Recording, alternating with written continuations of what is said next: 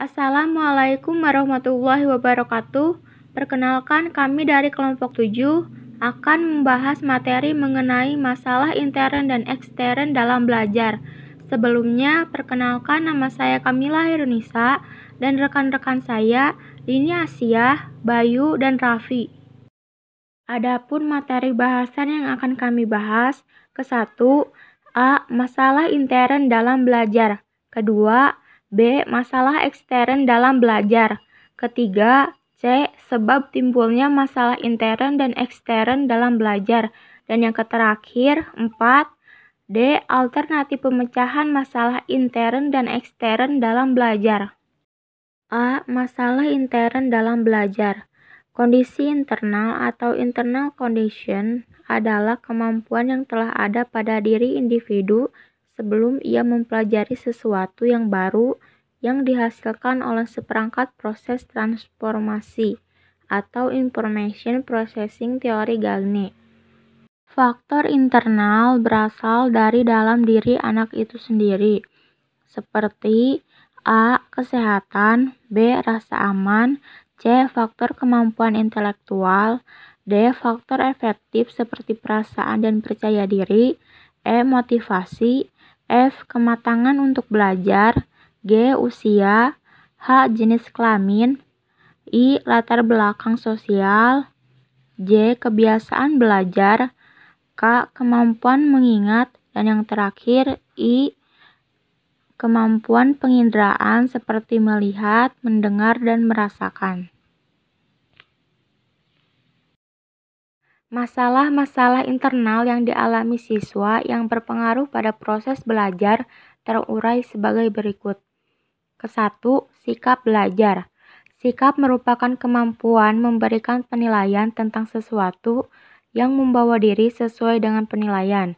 Adanya penilaian terhadap sesuatu mengakibatkan terjadinya sikap menerima, menolak, atau mengabaikan yang akibatnya akan berpengaruh pada perkembangan anak.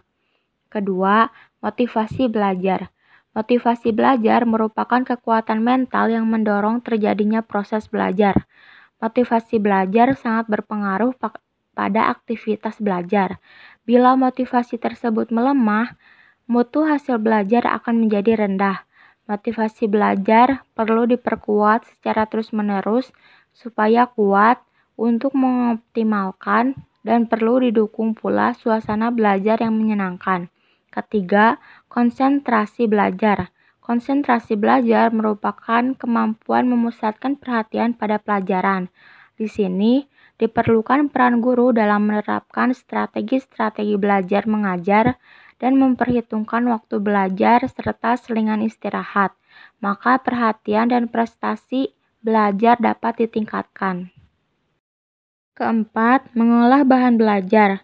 Mengolah bahan belajar merupakan kemampuan siswa untuk menerima isi dan cara pemerolehan ajaran sehingga menjadi bermakna bagi siswa. Kemampuan siswa mengolah bahan belajar akan menjadi baik jika siswa berpeluang aktif dalam belajar. Di sisi guru, pada tempatnya menggunakan proses inquiry ataupun laboratori. Kelima, menyimpan perolehan belajar. Menyimpan perolehan hasil belajar merupakan kemampuan menyimpan isi pesan dan perolehan pesan. Kemampuan menyimpan pesan ini ada yang pendek dan ada yang lama atau bahkan seumur hidup. Proses ini merupakan saat memperkuat hasil belajar. Keenam, menggali hasil belajar yang tersimpan. Menggali hasil belajar merupakan proses mengaktifkan pesan yang telah diterima. Penggalian hasil belajar yang tersimpan ada hubungannya dengan baik atau buruknya penerimaan, pengolahan, atau penyimpanan pesan. Ketujuh, kemampuan berprestasi atau unjuk hasil kerja. Kemampuan berprestasi atau unjuk hasil kerja merupakan suatu puncak proses belajar. Pada tahap ini, siswa membuktikan kemampuannya dalam proses-proses penerimaan, pengaktifan, pra-pengolahan, penyimpanan, serta pemanggilan untuk pembangkitan pesan dan pengalaman. Kedelapan, rasa percaya diri. Rasa percaya diri muncul dari keinginan mewujudkan diri bertindak dan berhasil. Pengakuan umum dari keberhasilan dapat membuat rasa percaya diri semakin kuat. Hal yang sebaliknya dapat terjadi bila kegagalan yang berulang sering dialami dapat mengakibatkan rasa tidak percaya diri.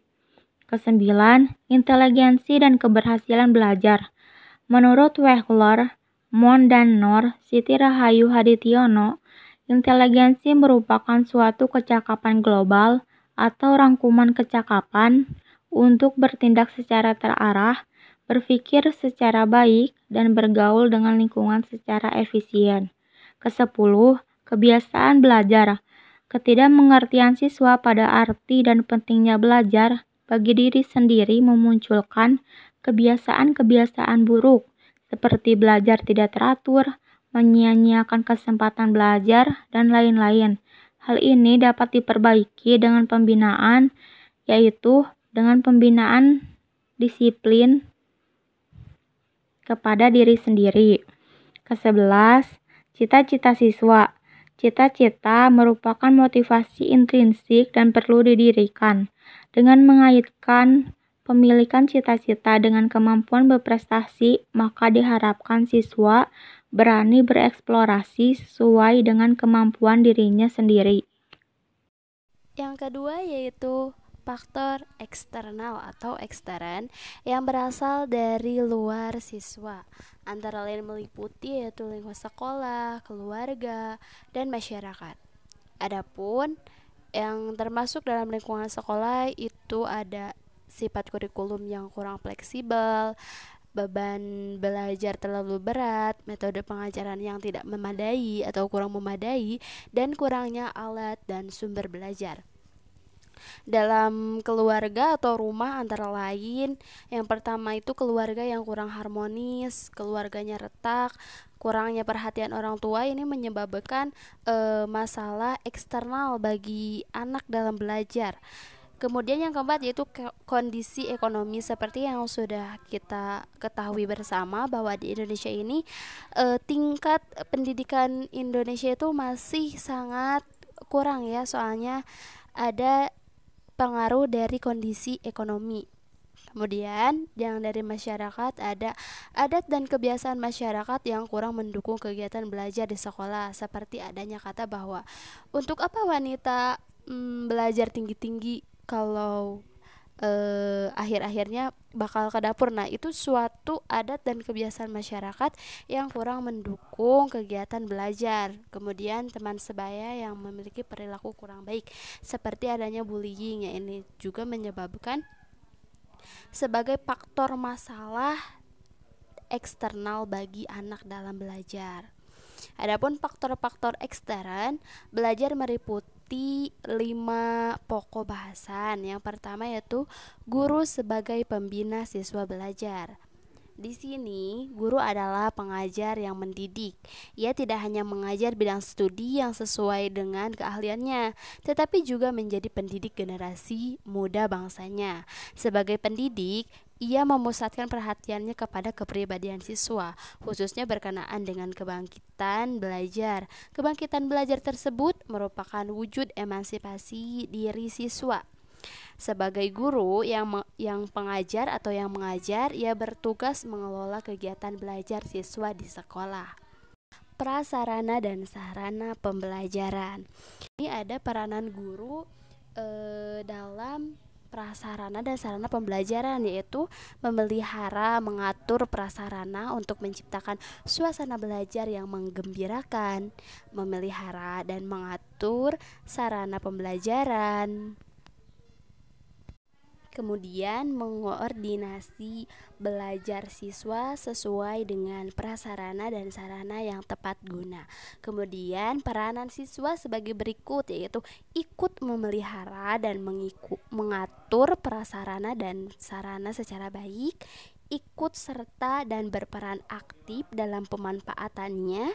Yang ketiga yaitu menghormati sekolah sebagai pusat pembelajaran dalam rangka pencerdasan kehidupan generasi muda bangsa. Yang ketiga yaitu kebijakan penilaian. Ini berkaitan erat dengan hasil belajar. Hasil belajar merupakan hasil dari proses belajar. Perilaku aktif dalam belajar adalah siswa. Hasil belajar juga merupakan hasil proses belajar atau proses pembelajaran. Dengan demikian, hasil belajar merupakan hal yang dapat dipandang dari dua sisi, yaitu dari sisi siswa. Hasil belajar merupakan tingkat perkembangan mental yang baik bila dibandingkan dengan saat pra belajar. Dari sisi guru, hasil belajar merupakan saat terselesaikannya bahan pelajaran.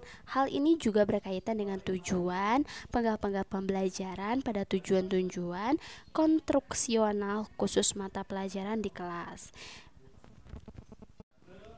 Pada tujuan instruksional umum tingkat sekolah berlaku evaluasi tahap akhir yang dikenal dengan EBTA atau hasil EBTANAS. Kemudian yang selanjutnya yaitu lingkungan sosial siswa di sekolah. Lingkungan merupakan hal yang sangat penting atau berpengaruh terhadap kondisi belajar setiap siswa. Yang pertama itu mempengaruhi atau berpengaruh terhadap kejiwaan yang bersifat menerima atau menolak siswa, yang akan berakibat memperkuat atau memperlemah konsentrasi belajar. Yang kedua yaitu lingkungan sosial terwujud dalam suasana akrab. Yang ketiga, lingkungan sosial siswa di sekolah atau juga di kelas dapat berpengaruh pada semangat belajar di kelas. Seperti yang sudah kita ketahui bersama bahwa lingkungan itu sangat berpengaruh penting, seperti saat di kelas si anak tidak terlalu berbaur dengan anak-anak yang lainnya, ini akan mengubah konsentrasi belajar si anak tersebut. Selanjutnya yaitu kurikulum sekolah. Akibat dari seringnya bongkar pasang kurikulum adalah yang pertama, mungkin tujuan yang dicapai akan berubah. Hal ini akan merubah subbab-subbab atau subtujuan yang lainnya juga yang sudah diatur pada kurikulum lalu. Kedua, isi pendidikan berubah. Tentu saja ya, jika tujuannya berubah, isi pendidikannya juga berubah. Ketiga yaitu kegiatan belajar mengajar berubah.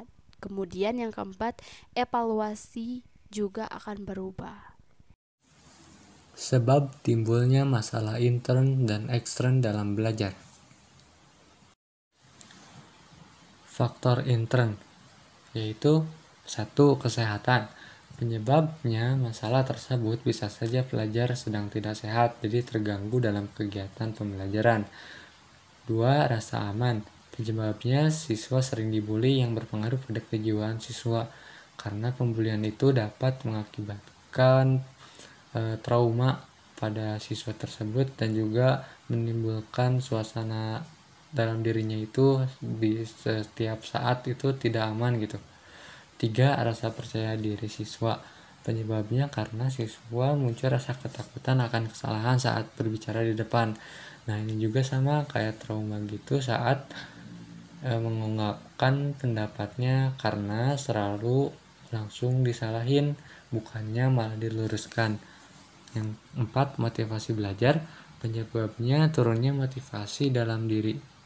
Contohnya itu tidak memiliki cita-cita yang jelas, jadi siswanya itu tidak ingin menjadi seseorang apa gitu, jadi dia mungkin motivasi belajarnya juga jadi kurang gitu. 5. Usia. Penyebabnya lebih ke metode yang sesuai yang dipakai oleh pendidik ke peserta didik. Jadi pendidik itu harus memikirkan metode apa yang sesuai dengan siswa-siswanya tersebut. Contohnya kelas PAUD. Kan kelas PAUD itu siswa-siswanya itu kayak masih dini gitu. Nah, jadi pendidik itu harus memikirkan cara yang tepat untuk memaparkan materinya itu bagaimana, misalnya dengan cara bernyanyi ataupun bermain kayak gitu. 6. Latar belakang sosial. Penyebabnya keluarga siswa kurang mampu dalam ekonomi, jadi tidak bisa membeli peralatan yang diperlukan saat belajar. 7. Kebiasaan belajar. Penyebabnya karena tidak sesuai dengan kebiasaan belajar pada saat di rumah maupun di sekolah sebelumnya. 8. Konsentrasi belajar. Penyebabnya siswa sedang memikirkan yang lain. Nah, ini tuh pemikiran siswa sedang kemana-mana, bisa berkhayal ataupun yang lain. Stres dan juga belum sarapan. Karena kalau belum sarapan itu tidak ada tenaga untuk berkonsentrasi dalam pembelajaran. 9. Kemampuan mengingat. Penyebabnya kurangnya asupan nutrisi. Karena kurangnya asupan nutrisi itu dapat berpengaruh pada otak dalam mengingat sesuatu. Seseorang yang mengonsumsi banyak makanan mengandung lemak jenuh dan lemak trans juga cenderung memiliki ingatan yang lebih buruk dibanding mereka yang kurang konsumsi makanan tersebut. Selain itu, kekurangan asupan vitamin B12 seperti produk susu dan juga ikan. Nah, itu juga bisa membuat seseorang jadi cepat lupa. Yang 10, kemampuan penginderaan seperti melihat, mendengar, dan merasakan. Penyebabnya fungsi melihat siswa itu terganggu. Nah, ini tuh bisa ada penyakit, misalnya mata siswa minus atau mata plus, dan juga tidak membawa kacamata. Fungsi mendengar siswa hanya satu, misalnya itu karena telinga yang satunya lagi tidak bisa mendengar gitu. 11. Cita-cita siswa. Penyebabnya karena tidak sesuai dengan cita-cita yang diinginkan. Maksudnya kayak karena pembelajarannya itu tidak sesuai dengan yang diminati oleh siswanya. Misalnya siswanya minatnya dalam olahraga, nah tetapi lebih dikasih matematika, dan juga ya wajar aja kalau misalnya nilai matematikanya itu buruk karena siswanya minat olahraga. Selanjutnya, faktor eksternal. 1. Guru sebagai pembina belajar. Penyebabnya guru tidak menciptakan suasana yang menyenangkan, menggembirakan, dan aman sehingga siswa hanya mengacuhkan guru saat belajar. 2. Prasarana dan sarana pembelajaran. Penyebabnya karena prasarana dan sarana yang kurang memadai itu dapat mengakibatkan kurangnya belajar, misalnya pembelajaran olahraga. Karena tidak adanya prasarana seperti bola ataupun raket, jadi pembelajaran dapat terganggu. 3. Kebijakan penilaian. Penyebabnya karena kebijakan tersebut kurang cocok dengan keadaan ataupun dengan siswa. Contohnya pada masa sekarang, yaitu masa pandemi, yaitu kebijakan penilaiannya misalnya siswa diberikan penilaian praktikum. Kan masa harus praktikum dengan membeli alat-alat yang mahal, kan tidak mungkin. Bisa saja ditugaskan dengan makalah, dengan individual, atau praktikumnya hanya sederhana begitu. 4. Lingkungan sosial siswa. Penyebabnya siswa tersebut tidak diakui oleh sesama. Nah, ini tuh kayak diacuhkan, dikucilkan kayak gitu. Jadi siswa tersebut hanya menyendiri dan juga tidak percaya diri kalau misalnya ingin memaparkan sesuatu. 5. Kurikulum sekolah. Penyebabnya kurikulum yang diubah-ubah menyebabkan tujuan belajar mungkin berubah, kegiatan belajar mengajar berubah, buku-buku pelajaran pun berubah. Nah, ini juga akan menimbulkan perubahan anggaran pendidikan seperti untuk membeli buku-buku pelajaran kayak gitu. Kalau misalnya kegiatan belajar mengajar berubah, itu menyebabkan guru harus mempelajari strategi, metode, teknik, dan pendekatan pengajar yang baru. Bila pendekatan belajar berubah, maka kebiasaan belajar siswa juga akan mengalami perubahan. Kemudian ada alternatif pemecahan masalah intern dan ekstern dalam belajar, yaitu dengan cara mendiagnosa masalah belajar dan mengatasinya. Yang pertama, mengidentifikasi adanya masalah belajar. Untuk mengidentifikasi masalah belajar, diperlukan seperangkat keterampilan khusus, sebab kemampuan mengidentifikasi yang berdasarkan naluri belajar kurang efektif. Yang kedua, menelaah atau menetapkan status siswa. Penelaahan dan penetapan status murid dilakukan dengan cara 1. Menetapkan tujuan khusus yang diharapkan dari murid. 2. Menetapkan tingkat ketercapaian tujuan khusus oleh murid dengan menggunakan teknik dan alat yang tepat. 3. Menetapkan pola pencapaian murid. yaitu seberapa jauh ia berbeda dari tujuan yang ditetapkan itu. 3.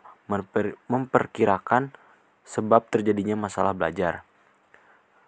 Yang pertama, gejala yang sama dapat disebabkan oleh sebab yang berbeda. Yang kedua, sebab yang sama dapat menimbulkan gejala yang berbeda.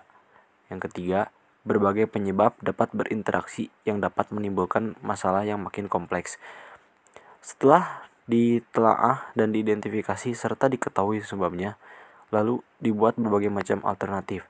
Apa yang harus dilakukan? Seperti memberikan pengajaran yang baru, ataupun menetapkan pola pencapaian bagi murid, meningkatkan kreativitas para siswa dengan memberikan motivasi lebih agar ketercapaian tujuan para murid tercapai.